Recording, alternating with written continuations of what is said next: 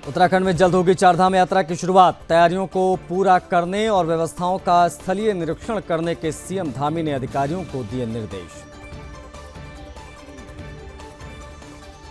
चारधाम यात्रा को ग्रीन चारधाम यात्रा बनाने के लिए अभियान की शुरुआत। अभियान के तहत यात्रियों को अपने पुरखों की याद में पौधरोपण करने के लिए किया जाएगा प्रेरित।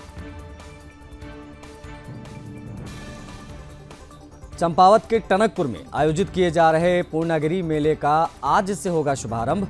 सीएम धामी करेंगे मेले का उद्घाटन।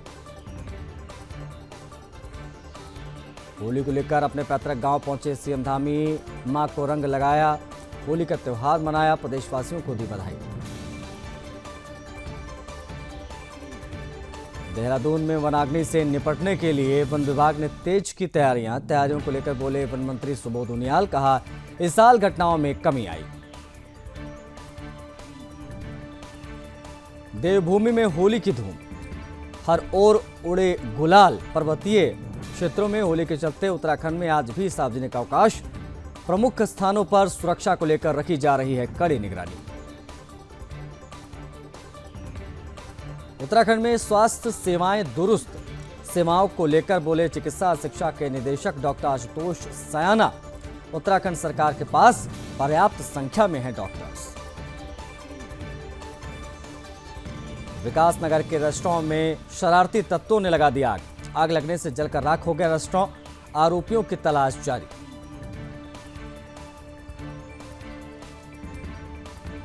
उत्तराखंड में दिल दहला देने वाला मामला आया सामने। देहरादून के लोखंडी के पास खाई में जा गिरी तेज रफ्तार कार। हादसे में 2 लोगों की मौत।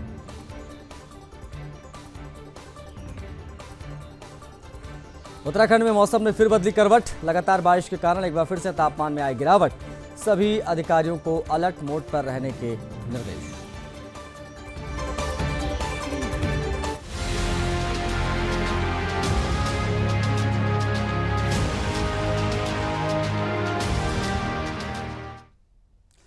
नमस्कार, सुदर्शन न्यूज देख रहे हैं आप और मैं आपके साथ आशीष प्रमोद गोस्वामी। अपना उत्तराखंड में आप सभी का स्वागत है। बढ़ेंगे आगे, खबरों की शुरुआत करेंगे। उत्तराखंड से जुड़ी तमाम खबरें हम आपको अगले आधे घंटे दिखाएंगे। देखिए, उत्तराखंड में जल्द ही चारधाम यात्रा की शुरुआत होने जा रही है। इस बाबत लगातार निर्देश मुख्यमंत्री खुद दे रहे हैं। आपको बता दें कि सभी विभाग तैयारियों में जुट चुके हैं। यात्रा को लेकर सीएम धामी ने सभी अधिकारियों को जल्द तैयारी पूरा करने और व्यवस्थाओं का स्थलीय निरीक्षण करने के निर्देश दिए। सीएम पुष्कर सिंह धामी ने कहा है कि पर्यावरण संरक्षण और स्वच्छता के लिए इस बार ग्रीन चारधाम यात्रा अभियान की शुरुआत की जाएगी। सरकार चारधाम यात्रा पर आने वाले यात्रियों को अपने पुरखों की याद में पौधे रोपने के लिए प्रेरित करेगी। साथ ही चारों धामों में सिंगल यूज प्लास्टिक का इस्तेमाल न करने पर प्रचार प्रसार भी किया जाएगा। उन्होंने अधिकारियों को तैयारियों का स्थलीय निरीक्षण करने के निर्देश दिए हैं। कहा है कि यात्रा के दौरान पर्यावरण संरक्षण और स्वच्छता का संदेश दिया जाए। इसके लिए ग्रीन चारधाम यात्रा अभियान की शुरुआत भी की जानी चाहिए। उन्होंने यात्रा मार्गों पर शौचालयों की पूर्ण व्यवस्था के साथ साथ पिंक टॉयलेट की पर्याप्त व्यवस्था करने के निर्देश दिए। कहा है कि जनप्रतिनिधि और अधिकारी भी स्वच्छता अभियान चारधाम यात्रा को लेकर चलाएं। चारधाम यात्रा को लेकर इंतजार खत्म हुआ। 30 अप्रैल से यात्रा की शुरुआत होगी। अधिकारियों को सख्त निर्देश दे दिए गए हैं ग्रीन चारधाम यात्रा अभियान की शुरुआत के मद्देनजर। अभी ग्रीन गेम्स हमने आयोजित किए और उसका एक बड़ा अच्छा प्रभाव पूरे देश के अंदर गया है। लोगों के अंदर एक संदेश गया है। उसी आधार पर पर्यटन भी हमारे ग्रीन पर्यटन के एक थीम पर, एक मिशन के तहत आगे बढ़ेंगे। इसके लिए हम आने वाले सभी लोगों से प्रचार के माध्यम से, अन्य माध्यमों से उनसे निवेदन भी करेंगे। भगवान केदारेश्वर, ओंकारेश्वर और हमारे सभी पंच बद्री, पंच केदार सभी से प्रार्थना की है कि जो हमारा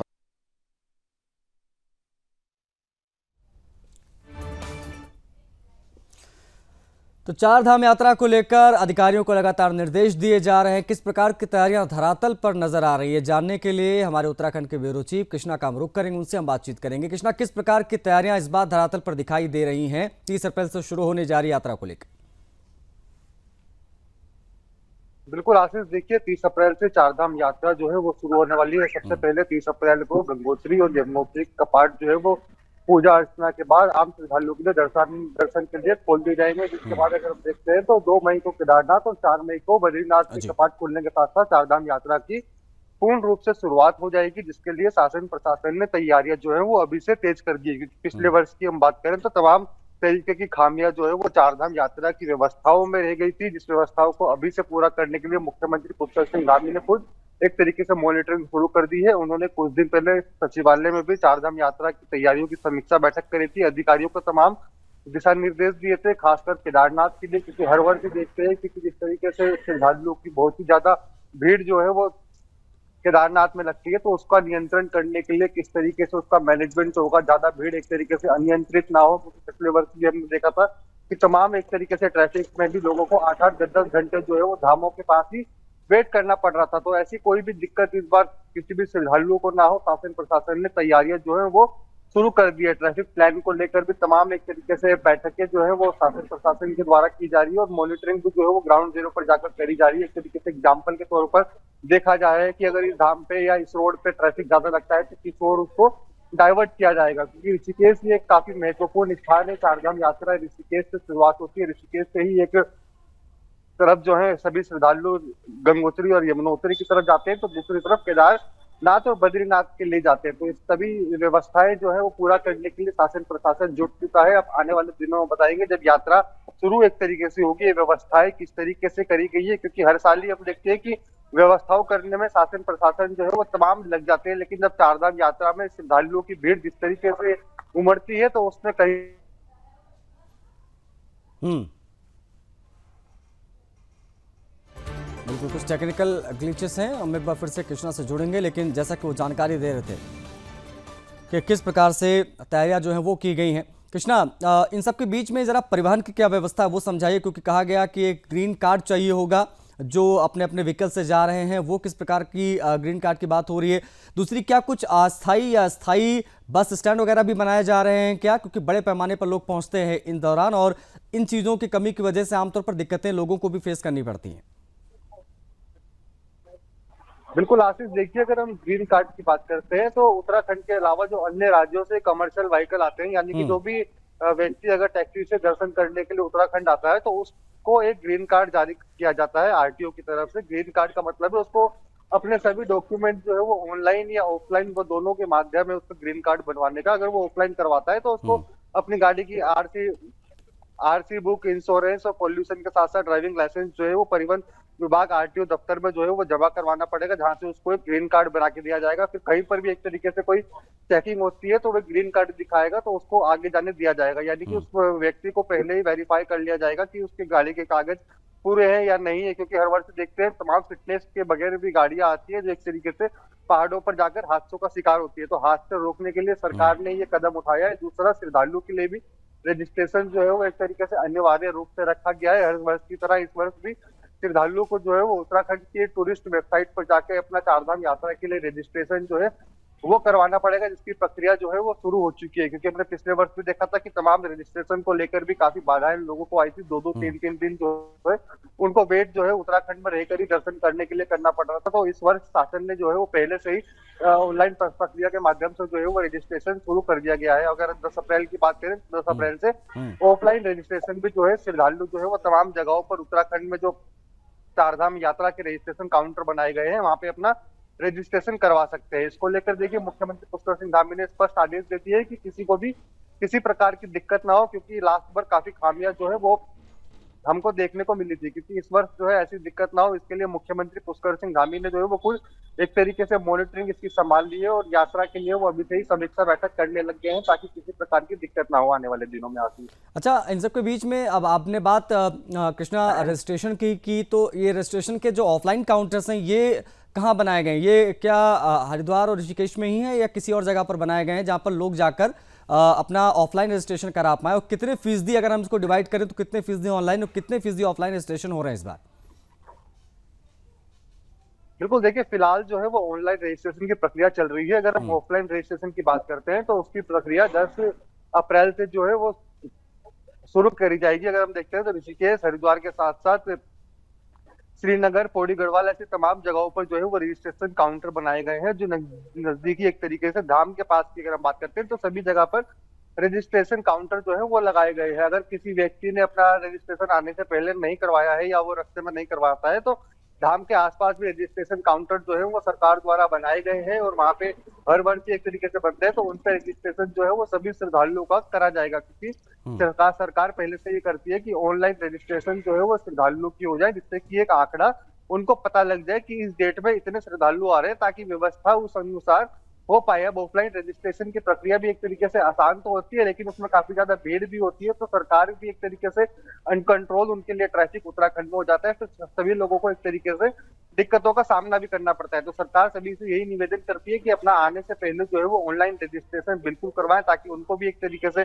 पता चले कि उत्तराखंड में कितने लोग किस समय पर आने वाले हैं। आखिर अच्छा कृष्णा, आमतौर पर हम देखते हैं जब चारधाम यात्रा होती है तो वीआईपी दर्शन की बड़ी चर्चा होती है। इस बार ये वीआईपी दर्शन को लेकर क्या कुछ विशेष नियम बनाए गए हैं? कब से वीआईपी दर्शन शुरू होंगे और किन चीज़ों का विशेष ध्यान रखा जाता है? विशेष तौर पर जरा वो बताइए, क्योंकि 30 तारीख से तो यात्रा की शुरुआत हो जाएगी हमारे आपके लिए, आम पब्लिक के लिए, लेकिन वीआईपी दर्शन को लेकर क्या कुछ नए प्रोटोकॉल्स, नई गाइडलाइन जारी की गई हैं क्या?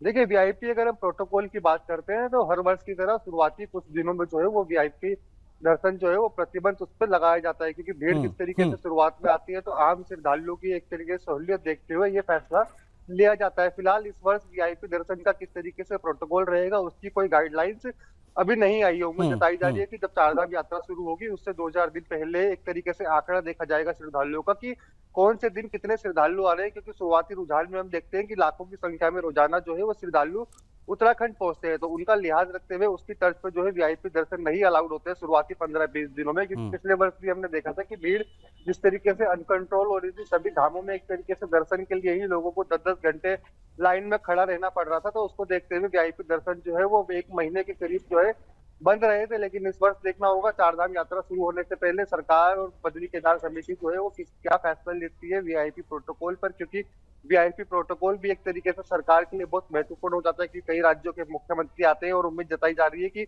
इस बार जब केदारनाथ के कपाट खुलेंगे तो प्रधानमंत्री नरेंद्र मोदी जो है वो स्वयं आ सकते हैं, क्योंकि पिछले वर्ष भी हमने देखा था कि प्रधानमंत्री बद्रीनाथ केदारनाथ आए थे, उससे ठीक पहले भी कई बार वो केदारनाथ बद्रीनाथ आ चुके हैं कपाट खुलने के समय पर। इस वर्ष की उम्मीद जताई जा रही है कि प्रधानमंत्री नरेंद्र मोदी जो है वे उत्तराखंड कपाट खुलने के, केदारनाथ के जब कपाट खुलेंगे तो वे कपाट खुलने के साक्षी एक तरीके से खुद बन सकते हैं, क्योंकि वो कई वर्षों से जो है इस बार जब शीतकालीन यात्रा पर आए थे तभी भी उन्हें एक तरीके से देश दुनिया में एक संदेश दिया था शीतकालीन यात्रा का। अब चारधाम यात्रा को भी एक तरीके से सही से चले, देश दुनिया से श्रद्धालु जो है वो उत्तराखंड एक तरीके से बढ़ चढ़ कर आए और यहाँ की एक तरीके से जो पहाड़ के पे जो लोग रहते हैं आशीष, उनके रोजगार की जो लाइफलाइन है वे चारधाम यात्रा पर निर्भर करती है। सिर्फ जो पहले 6 महीने एक तरीके से चारधाम यात्रा चला करती थी तो उनका रोजगार उसी पर निर्भर हुआ करता था। फिर उसके बाद जब कपाट बंद हो जाते थे शीतकालीन गद्दी स्थल पर, वो प्राचीन स्थल उनके शिफ्ट हो जाते थे, तो वहां पे उनका रोजगार एक तरीके से बंद हो जाता, तो एक तरीके से वो प्लेन में आके अपने रोजगार के लिए कहीं कमाई के जरिए जो है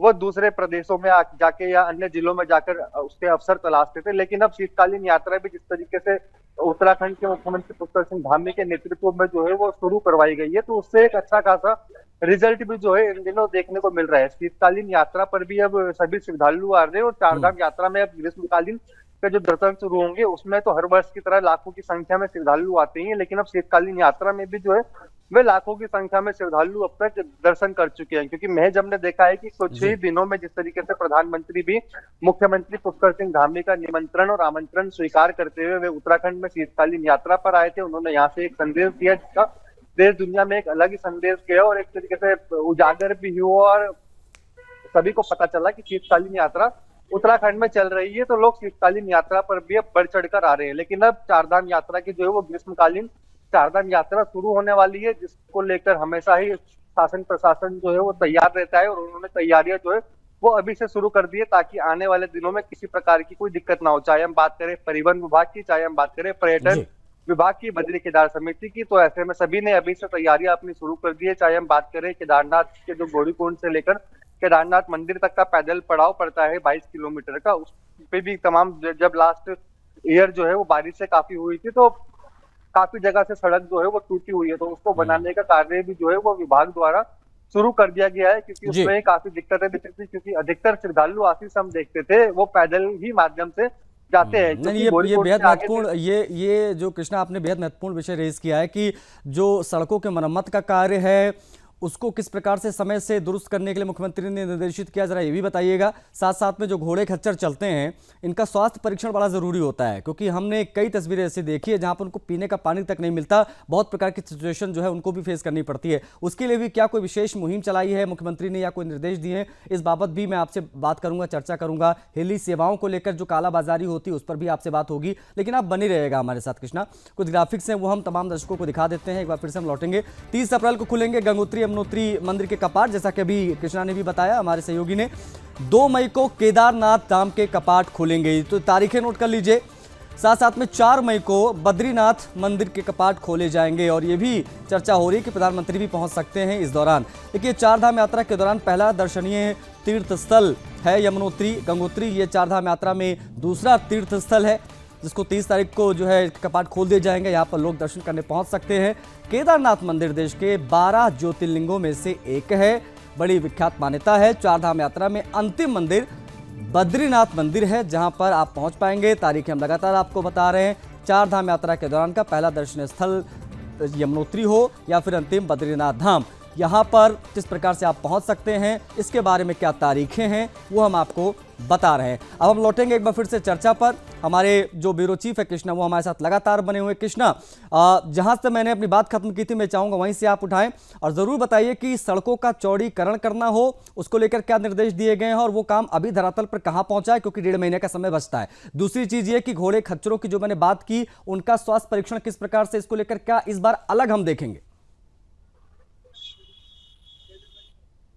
बिल्कुल आशीष, देखिए जिस तरीके से मैं आपको बता रहा था, गौरीकुंड से लेकर जो केदारनाथ का एक तरीके से पैदल ट्रैक जो बना हुआ है उसमें काफी ज्यादा दिक्कतों का सामना जो है वो श्रद्धालुओं को करना पड़ता है, क्योंकि घोड़े खच्चर के लिए भी एक तरीके से वही मार्ग वो लोग उपयोग करते हैं जिससे श्रद्धालु आते हैं, तो उनसे भी काफी दिक्कत जो है वो श्रद्धालु को होती है। तो इसके लिए जो है वो अलग से एक ट्रैक बने, उस पर जो है वो सरकार द्वारा तमाम तरीके की योजनाएं जो है वो धरातल पर है, ताकि श्रद्धालुओं के लिए एक तरीके से अलग रूट हो और घोड़े खच्चर वालों के लिए अलग रूट हो। और हम पिछले साल की अगर बात करते हैं तो बरसात के दौरान काफी ज्यादा सड़क जो है वो टूट गई थी, कई पहाड़ी रास्ते जो है वह केदारनाथ पैदल मार्ग के टूट गए थे, जिनको सही करने के लिए इन दिनों धरातल पर कार्य चल रहा है, ताकि समय रहते ही ये सब सड़क कार्य जो है पैदल ट्रैक का पूरा हो जाए और श्रद्धालु उसमें बिना किसी दिक्कत के जो है वो केदारनाथ पहुंच सके। क्योंकि हमने पिछले बार देखा था कि आपदा में काफी ज्यादा नुकसान हुआ था, लेकिन शासन प्रशासन ने समय रहते ही वो पैदल ट्रैक को जो है वो दोबारा सही कर दिया था। उसके अलग रास्ते से एक और अलग रास्ता जो है वो बनाने की सरकार की योजना चल रही थी, लेकिन उसका कार्य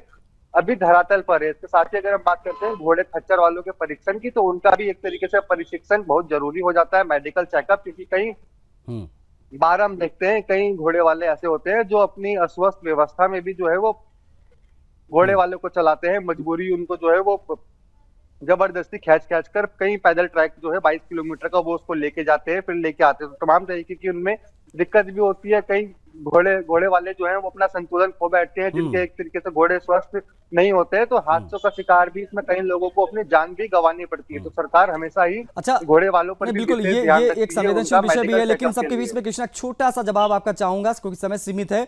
ये हेली सेवाओं की कालाबाजारी भी बड़ी देखने को मिलती है हर चारधाम यात्रा में, इसको लेकर क्या निगरानी इस बार रखी जा रही है, किस प्रकार के लिए निर्देश इस बार दिए गए हैं विशेष तौर पर हेली सेवाओं की कालाबाजारी ना हो इस बार उसके लिए? बिल्कुल, देखिए हेली सेवाओं की कोई कालाबाजारी ना हो उसके लिए साइबर सेल जो है वो अच्छे से कार्य कर रहा है। कुछ दिनों पहले भी उन्होंने चारधाम यात्रा एक हेली सेवा की वेबसाइट बनी थी, उसका भी पर्दा पास किया था, आरोपियों को पकड़कर जेल भेजा था। लेकिन जो इसकी आधिकारिक वेबसाइट है सिर्फ IRCTC है, और इसके अलावा आप वहां पे जाके ऑफलाइन अपना जो है वो पहली टिकट बुक कर सकते हैं। आशीष, ठीक है, बहुत शुक्रिया कृष्णा आपका इन तमाम जानकारियों को साझा करने के लिए, विस्तृत चर्चा के लिए। तो चारधाम यात्रा की शुरुआत 30 तारीख से हो रही है। ग्रीन चारधाम यात्रा एक नई पहल मुख्यमंत्री ने की है, उससे संबंधित क्या जानकारी है वो हमारे सहयोगी आप तक पहुंचा रहे थे। बढ़ेंगे आगे, अगली खबर की करेंगे बात। देखिए, पूर्णागिरी मेले का आज से शुभारंभ होगा, बड़ी जानकारी आपको दे रहे हैं। देखिए, चंपावत के टनकपुर में होगा मेले का आयोजन, सीएम पुष्कर सिंह धामी करेंगे मेले का उद्घाटन। बड़ी खबर है, हर साल लाखों श्रद्धालु यहां दर्शन करने के लिए पहुंचते हैं पूर्णागिरी धाम में। भक्तों की भीड़ भी उमड़ रही है, प्रशासन ने सुरक्षा के पुख्ता इंतजाम किए हैं। आज 2:30 बजे इसका शुभारंभ होगा, ये एक महत्वपूर्ण जानकारी और इसमें हम ऐड कर दें। हर साल लाखों की संख्या में श्रद्धालु यहां दर्शन के लिए पहुंचते हैं, मुख्यमंत्री खुद इसका उद्घाटन करेंगे।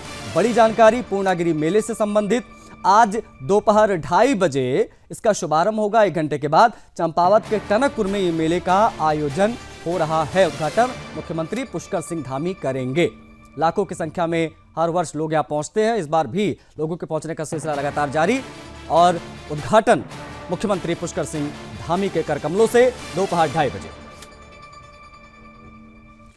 मुख्यमंत्री पुष्कर सिंह धामी ने शुक्रवार को देर शाम खटीमा के नगला तराई क्षेत्र में अपने पैतृक आवास में पहुंचकर अपनी माता का आशीर्वाद लिया और होली की शुभकामनाएं दी।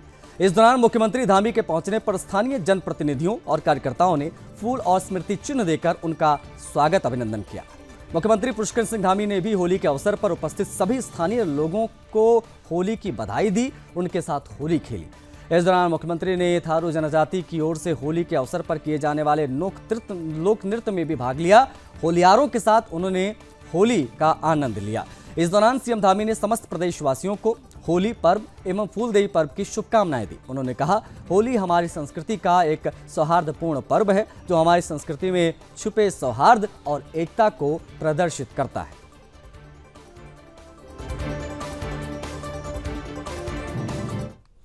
बढ़ेंगे आगे, एक और बड़ी खबर की करेंगे बात। देहरादून से खबर है, वनाग्नि से निपटने के लिए तैयारियां तेज हो गई। देखिए, वन विभाग ने तैयारियां तेज कर दी हैं वनाग्नि से निपटने के लिए। तैयारियों को लेकर वन मंत्री सुबोध उनियाल, उनका बयान भी आया है कि जन भागीदारी से वनाग्नि पर नियंत्रण का प्रयास रहेगा।